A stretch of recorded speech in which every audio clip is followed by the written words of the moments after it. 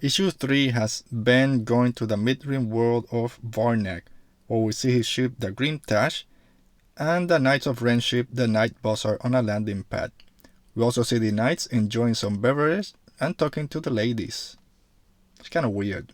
Yeah, I'm not gonna. It's weird. We have Ben Solo walking up to the Knights of Ren in the bar, and the return of Silver Fox Ren. Ben tells Ren that he killed a Jedi, which Ren thinks is Luke Skywalker, and when Ben tells him it was a different Jedi, he wants to hear the story behind it before he can join the Knights of Ren. It's not that easy. As Ben is recounting the fight on the temple world of Elfrona, Ren stops him and tells him he needs a little bit more background about this Jedi he's fighting to know if their death was a good death or not. Ren wants to know what personal connection Ben had to the people he killed, as this is what he believed a good death to be. Go back to the beginnings of Luke's Jedi Temple with Vo, Henix, Ty, and Ben as young kids training. We see that Vo was always jealous of Ben and how strong he was in the Force, and that she couldn't be as connected to the Force as he was.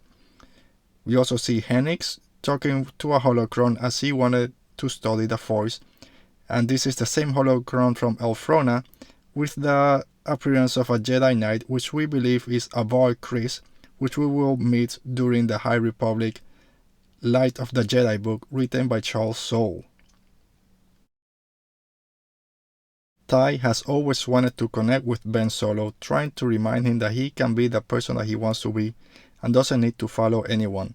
He tells him that they have a connection and that he can open up to Ty whenever he wants to, that he shouldn't be afraid of what other people think of him, and he should just follow his own path.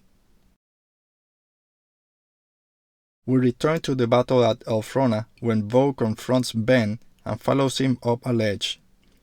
He has to use the Force to throw her off a ledge, and when he realizes that what he did was wrong, he tries to use the Force again to hold her and stop her from falling.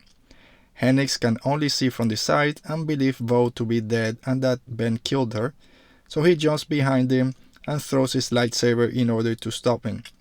This causes Ben to lose grip of Vo and let her fall, but Ty grabbed her before she fell. But Henix wasn't too lucky and gets taken out by his own blade. After this, Ben traps Vo and Ty inside the temple and leaves. Even though Ben killed one Jedi and left two behind to die underneath the rubble, Ren doesn't believe this to be a good death, since Ben Solo originally didn't want to kill those Jedi. But since Snoke vouched for him, they will still take him around and see if he can prove himself.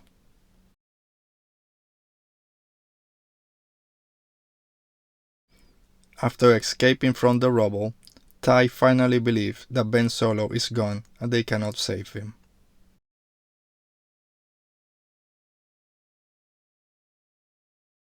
Issue 4, the final issue of this run, has Ben Solo and the Knights of Ren in the Mind Moon of Mimban trying to get their hands on a Mind Splinter.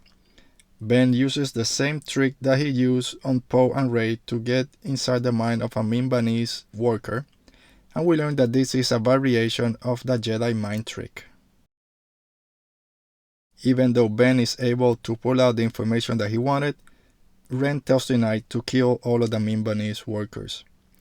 We have Snoke talking into Ben's head, telling him how the Knights of Ren operate and why the ways of the Jedi are easily broken, and the ways of the Knights of Ren gives them more fluidity to complete their missions. But before they can get their hands on the Mind Splinter, they're interrupted a third time by Vo and Ty, which are always there at the right or wrong time depending on who you are rooting for. When asked who they are, Ben tells Ren that they are the past. We also get Ben removing his lightsaber from behind his back in the same way he did in The Rise of Skywalker. Vo tries to fight against Ren, and Ty is trying to take on Ben Solo and trying to still convince him that he can turn back to the light and help them defeat the Knights of Ren.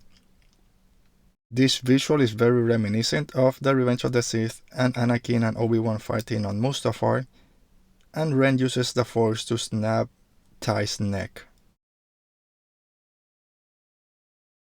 In another nod to the Rise of Skywalker, Ben grabs the second lightsaber the same way that Rey does at the end before defeating the Emperor. When Ren tells Ben that he doesn't want to live in the shadow, Ben says that he is right, that he is the shadow, and attacks Ren.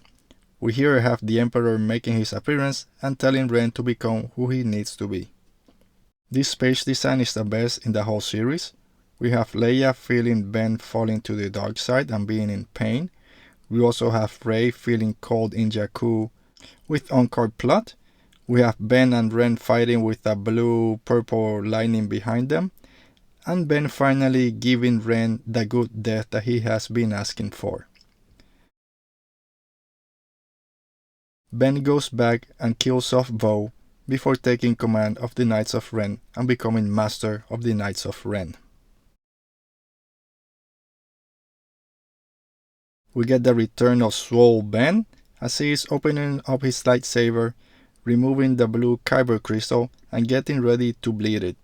He pulls all of his anger and all of the rage he feels for his family, his master, and everyone he thinks has failed him into this kyber crystal until it becomes red with blood and it breaks into two pieces.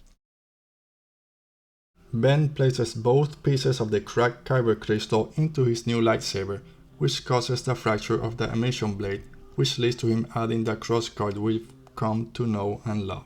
The Rise of Kylo Ren comic book run does a good job in showing us how Ben Solo tracked down, joined, and led the Knights of Ren. But ultimately, what this series does is portray Ben Solo as someone that has always been conflicted by his heritage and where he fits in relationship with the great characters that came before him, to which he is unfortunately compared to Luke, Han, Leia, Ben Kenobi. Ben/Kylo has always been torn by the light and dark side.